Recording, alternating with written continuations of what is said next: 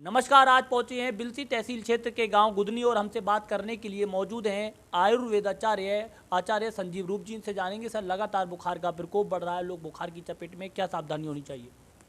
हाँ, नमस्ते जी। आप स्वस्थ रहें, ऐसी कामना के साथ मैं बताना चाहता हूँ कि ये जो वर्षा ऋतु की समाप्ति होती है और शरद ऋतु का आगमन होता है, इन दिनों में मौसम का जो परिवर्तन होता है, इस परिवर्तन होते हुए मौसम में बहुत सारे वायरस और बैक्टीरिया पनप जाते हैं जो हमारे स्वास्थ्य पर प्रतिकूल प्रभाव डालते हैं।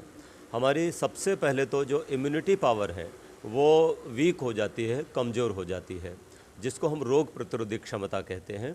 क्योंकि आजकल का जो दूषित खान पान है, अनियमित दिनचर्या है, ये इसके लिए बहुत जिम्मेदार है। आप बच ही नहीं सकते, आप लाख प्रयास करते हो तब भी आप नहीं बच पाते हो, क्योंकि मिलावट इतनी हो गई है। अभी पीछे रक्षाबंधन के समय में आपने देखा होगा, बहुत सारे लोगों ने मिठाइयाँ खूब लीं और गए और खूब खाई। तो मैं आप लोगों को ये कहना चाहता हूँ कि सबसे पहले तो बाज़ार की चीज़ें इन दो ऋतुओं में, यानी कि वर्षा और शरद के बीच में जो 4 महीने की ऋतु होती है, बिल्कुल भी मिष्ठान नहीं खाना चाहिए व्यक्ति को बाज़ार का।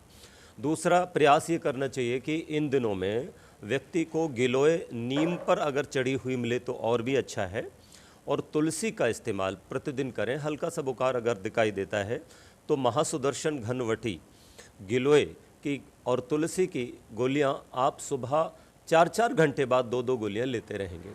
ऐसा करने से 3 दिन में बुखार ठीक हो जाता है। अगर कुछ ज़्यादा फिर 3 दिन के बाद रहे, बीच में अगर बुखार नहीं उतरता है, तो पैरासीटामोल 650 mg एडल्ट के लिए और बच्चों के लिए उसी मानक के अनुसार कम करके देते रहें। लेकिन प्रयास ये करें कि आयुर्वेद से ज़्यादा जुड़ें और अपनी रोग प्रतिरोधक क्षमता को बढ़ाने के लिए एलोवेरा का भी इस्तेमाल करें। हल्दी डाल करके गाय का दूध लें, और काली मिर्च को, चूँकि इन दिनों में खांसी भी हो जाती है, तो काली मिर्च 2 लेकर के मुंह में चबाएं नहीं, बल्कि चूसते रहें। ऐसा दिन में 2-3-4 बार करें तो इससे काफ़ी लाभ होता है।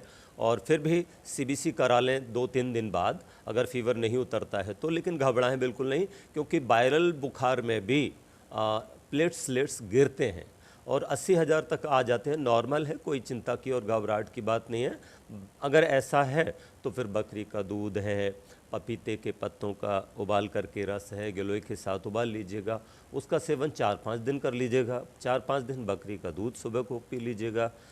साथ में बाज़ार में प्लेट्स बढ़ाने के लिए भी प्लेटिन एक्स वगैरह सिरप और गोली भी आती है, तो उसका भी सेवन कर सकते हैं। डॉक्टर के निरीक्षण में करें तो और भी अच्छा रहेगा। साथ में अमृतारिष्ट एक सिरप होता है, आपने नाम सुना होगा, तो अमृतारिष्ट का सेवन भी करते रहें। आप बिल्कुल स्वस्थ हैं तब भी गिलोय और एलोवेरा और तुलसी ये ज़रूर आप लोग अपनी दिनचर्या में बनाए रखें, इनको लेते रहें। फिलहाल सर, बुखार जिस तरीके से आता है, घबराने की तो बात हुई है? नहीं, घबराने की बात नहीं है, लेकिन आयुर्वेद में बुखार को हानिकारक माना गया है, क्योंकि इससे शरीर के पोषक तत्व बहुत तेज़ी से निकल जाते हैं और व्यक्ति को 10 से 15 दिन और कई बार तो 1 महीने तक भी कमज़ोरी रहती है।